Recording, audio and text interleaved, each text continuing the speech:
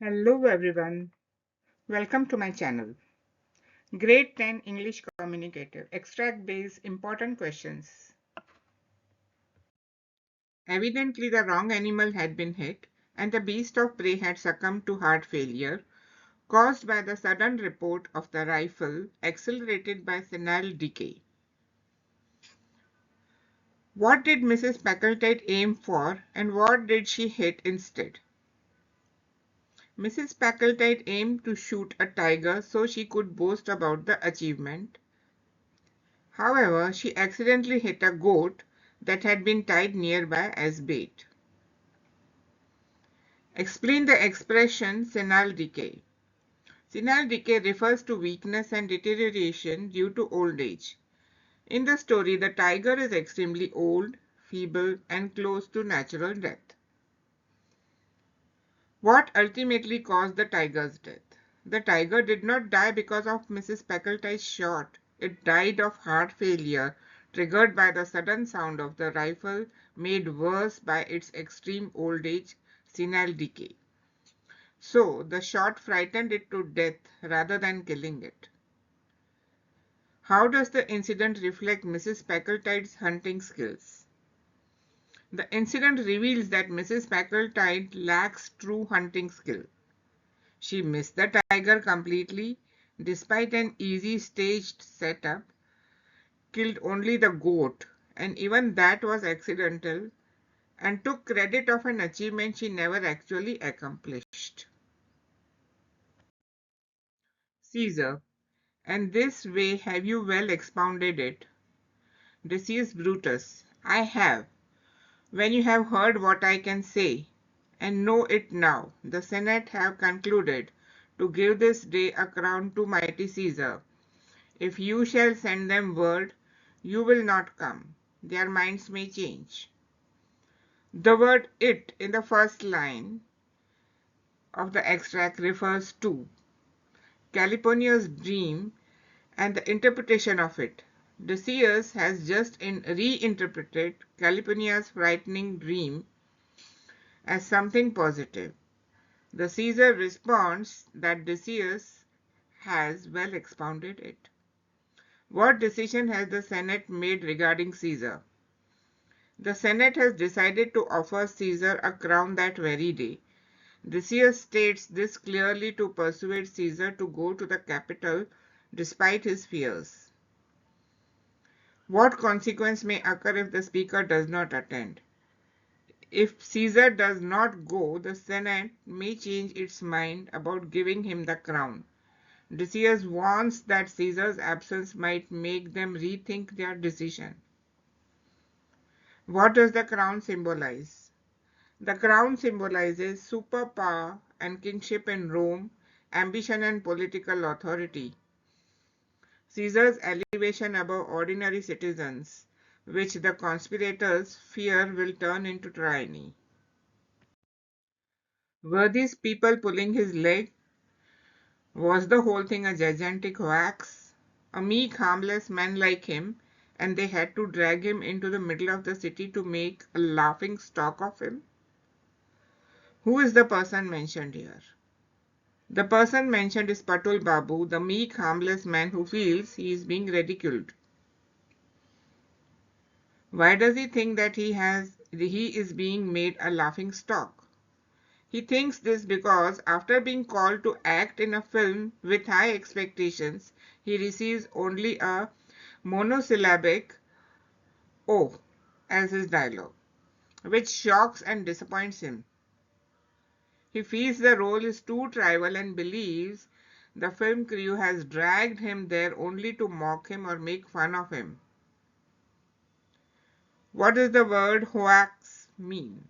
The hoax means a trick, deception, or something done to fool someone. This matches Patul Babu's fear that the entire situation was staged just to ridicule him. Who are these people? These people refer to the film unit members present at the shooting location, mainly Naresh Dutt, Sasanko, Jyoti, and the other crew involved in giving him the role and instructions. Patol Babu feels they have misled him and are treating him unfairly. One day the postmaster's daughter became ill. He was eagerly waiting for a letter from her to know her well-being. When he saw the letter he was expecting was his, he snatched it up and he got a shock by reading Coachman Ali's name on it. Now, as he was so anxious and sad for his daughter, his temperament had also changed.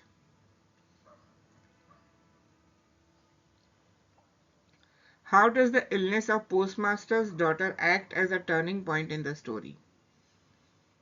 The postmaster's daughter falling ill becomes the moment of transformation for him. Earlier, he showed insensitivity, mockery, and irritation towards Ali's repeated request for a letter. But when he finds himself anxiously waiting for a letter from his own daughter, he finally experiences the same emotional pain Ali had endured for 5 years. This personal suffering awakens empathy within him and makes him regret his early behavior. To what extent is the postmaster realization genuine empathy, and to what extent it is self-centered fear? Substantiate with evidence. His realization is a mix of true empathy and self-centered fear. Genuine empathy, he feels remorse, guilt, and repentance for having mistreated Ali. He begins to understand the depth of human emotions only after sharing the same experience of anxious waiting. He becomes compassionate and even wants to deliver Ali's letter personally. Self-centered fear evidence. His emotional awakening occurs only when his daughter becomes ill. His anxiety for her makes him suddenly identify with Ali. Without his personal crisis, he never would have changed. His new sensitivity is triggered more by fear of losing his own child than by moral maturity. Conclusion: his understanding is partially sincere, but is undeniably begins from the self-interest rather than from an altruistic recognition of others' suffering. Identify the irony in the postmaster's delayed understanding of Ali's pain. The irony lies in the fact that postmaster mocked and dismissed Ali's pain for years, calling him a pest. But the moment he himself suffers the same agony of waiting, he finally realizes Ali's suffering. Even more ironical is that Ali's long-awaited letter arrives only after Ali has died, and the postmaster recognizes this too late. This creates situational irony. The one who never understood others' emotions becomes the most tormented by the same emotion. Which word in the above line can be replaced with the word distressed? The word anxious can be replaced with distress. Day after day, we stuck nor breath nor motion, as idle as a painted ship upon a painted ocean. How does the poet use imagery to heighten the sense of helplessness? The poet uses vivid visual imagery to depict a ship that is completely motionless in a still, lifeless sea. Phrases like nor breath nor motion and painted ship upon a painted ocean make the scene appear frozen, artificial, and unreal. This imagery creates a strong sense of stagnation, despair, and utter helplessness, as if the crew is trapped in a picture unable to escape. How does this description reflect the state of the sailors? The imagery reflects the sailors' condition of exhaustion, hopelessness, and paralysis. They are stranded in a windless sea, unable to move forward, symbolizing their spiritual and physical suffering after the killing of Albatross. Their situation is one of endless waiting with no relief or progress. Identify the literary device used in the third line. The line, as idle as a painted ship, uses a simile. The ship is compared to a painted, motionless image to show its complete inactivity. Name the poem and the poet. The poem, The Rime of Ancient Mariner. Poet is Samuel Taylor Coleridge. Mrs. Latter. They'll be here soon, so we must look smart. Put on your best frock, Victoria. Why does Mrs. Latter ask Victoria to wear her best dress? Mrs. Latter wants Victoria to change into a more formal, appropriate dress because it would not do for her to be seen in bright colors when Grandpa is lying dead upstairs. She wants the family to appear properly dressed for mourning when the Jordans arrive. What does this show about Mrs. Latter's concern for appearances? This shows that Mrs. Latter is highly concerned with outward appearances. She wants to impress the Jordans and appear respectable and well prepared, even in the middle of a supposed family tragedy. Her priority is not grief, but how she and her family look to others. How does Mrs. Latter's behavior reflect the hypocrisy in her attitude towards her father's death? Her behavior exposes deep hypocrisy. She pretends to be mourning, but moments earlier, she was busy grabbing her father's belongings. She focuses more on outshining her sister and maintaining appearances than honoring her father. Her sudden insistence on proper mourning dress is not out of respect, but to save face socially. Thus, her outward show of grief is fake, driven by greed and vanity, not genuine affection. Give the synonym for put on. The suitable synonym for put on is wear. All in a hot and copper sky, the bloody sun at noon, right up above the mast did stand, no bigger than the moon. How is the sun different now from the sun earlier? Earlier in the poem, the sun appeared normal, rising and setting through mist as the ship traveled. But now, after the killing of Albatross, the sun has become harsh, fierce, and threatening. Its appearance is described as hot and copper, suggesting unbearable heat and a metallic oppressive sky, bloody sun giving a sense of danger, doom, and unnatural stillness. This shift reflects nature turning hostile towards the sailors. Why are the sailors unable to move at this moment? The sailors are unable to move because the wind has completely stopped, leaving the sails hanging lifeless.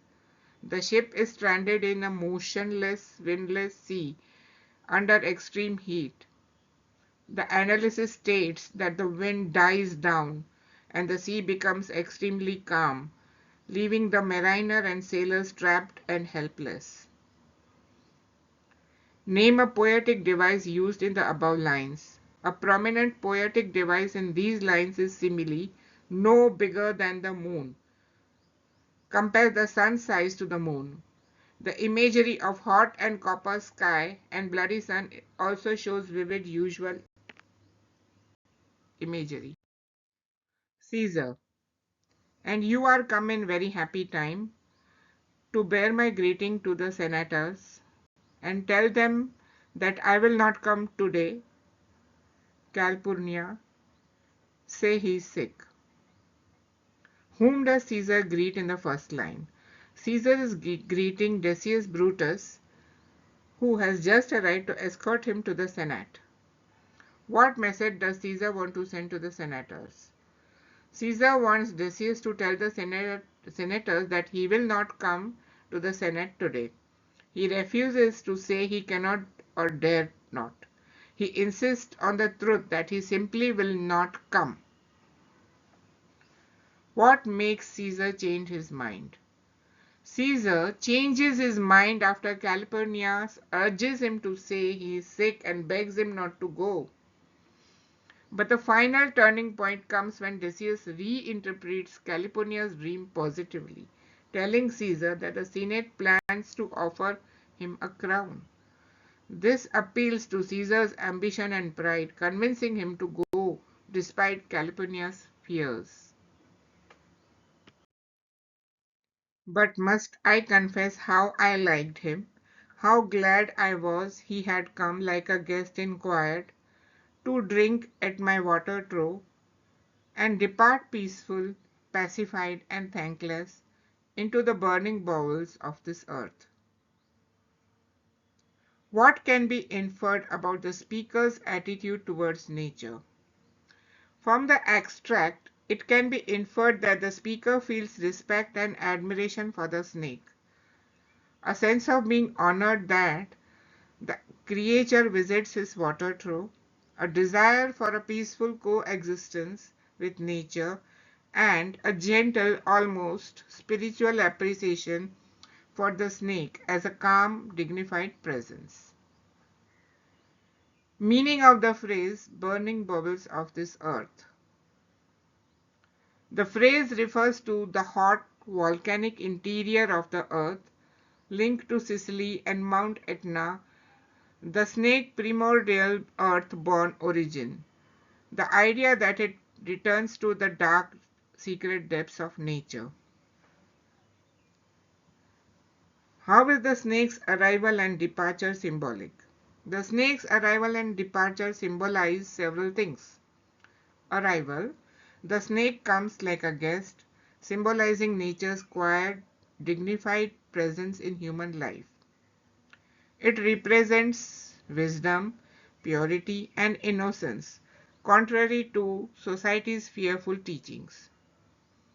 Departure.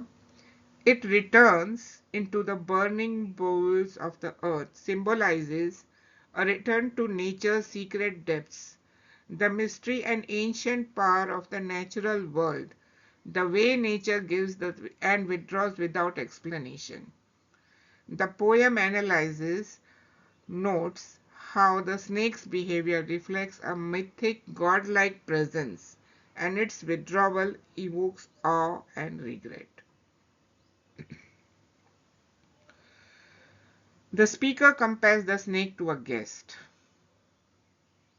Which word shows the snake's non-guest-like behavior? The word is thankless. Extract describes the snake as coming like a guest but departing thankless, which humorously highlights that unlike a human guest, the snake does not express gratitude because it follows the ways of nature, not human manners. Anthony, if you have tears, prepare to shed them now. You all do know this mantle. I remember the first time ever Caesar put it on. It was on a summer's evening in his tent. That day he overcame the nervy. Look, in this place ran Cassius' dagger through. See what a rent the envious Casca made. Through this the well-beloved Brutus stabbed, and as he plucked his cursed steel away. How does Antony use visual imagery to make this point about assassination of Caesar? Antony uses graphic visual imagery to make the crowd use brutality of Caesar's murder. He points to each stab wound on Caesar's mantle. He names the conspirators one by one, Cassius, Casa, and finally Brutus. While showing where each dagger struck, the phrase like, see what a rent the envious Casa made, help the listeners picture the violence. This vivid description helps stir grief, anger, and sympathy in the Roman crowd. What is the significance of the mantle Antony refers to? The mantle symbolizes Caesar's public identity and leadership and the memory of his victories. since Antony recalls the first time Caesar wore it on the day he triumphed over the Nervi. It also shows the betrayal of his closest friends, now made visible through the slashes on it. By showing the mantle, Antony makes the betrayal feel personal and emotional, reminding the crowd of Caesar's greatness and the conspirators' cruelty. Identify the tone of Antony's statement. If you have tears, prepare to shed them now. The tone is dramatic, emotional, and manipulative. Antony is preparing the crowd for a moment of deep sorrow, heightening their emotions, guiding them to respond exactly as he intends. It is a blend of pathos and theatrical persuasion. What does Antony's reference to the Nervi suggest about Caesar's military prowess? Mentioning the Nervi reminds the Romans that Caesar was a brilliant general, a courageous warrior, and someone who had brought great victories to Rome. The battle against the Nervi was Caesar's toughest triumphs. So Antony uses it to show that Caesar was not just a ruler, but a heroic, strong, and accomplished leader. Well, I said, we are leaving on Monday. Is there anything I can do for you before we go? Nicola shook his head, but suddenly Jacopo said, Sir, he burst out, every Sunday we make a visit to the country to Poleta, 30 kilometers from here. Usually we hire bicycles, but tomorrow, since you are so kind, you might send us in your car. I had already told Luigi he might have the Sunday off. However, I answered, I will drive you out myself. There was a pause. Nicola was glaring at his young brother in vexation. We could not think of troubling you, sir. It won't be any trouble. Identify the phrase that indicates that the visit to Poleta on Sundays is significant as a routine or tradition. The phrase is, every Sunday we make a visit to the country to Poleta. This shows it is a regular, meaningful routine for the boys. What does the narrator's offer to drive the brothers to Poleta reveal about his character? The narrator's offer shows that he is kind-hearted. He willingly helps the boys even though he had already granted Luigi a holiday. Considerate, he senses that the boys need something important and doesn't question them. Generous and empathetic, he places their need above his own comfort. It shows he is a compassionate observer who grows emotionally attached to the boys.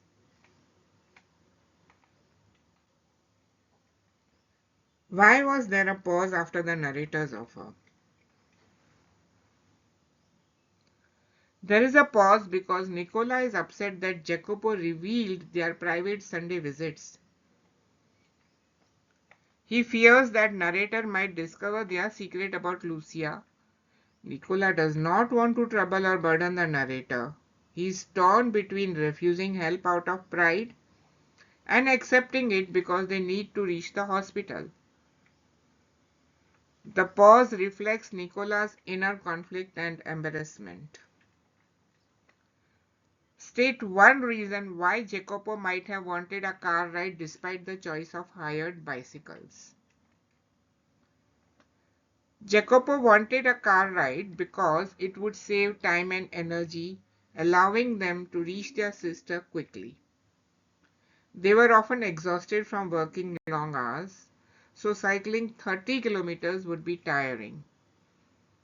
The car ride would make their sensitive mission to the hospital easier.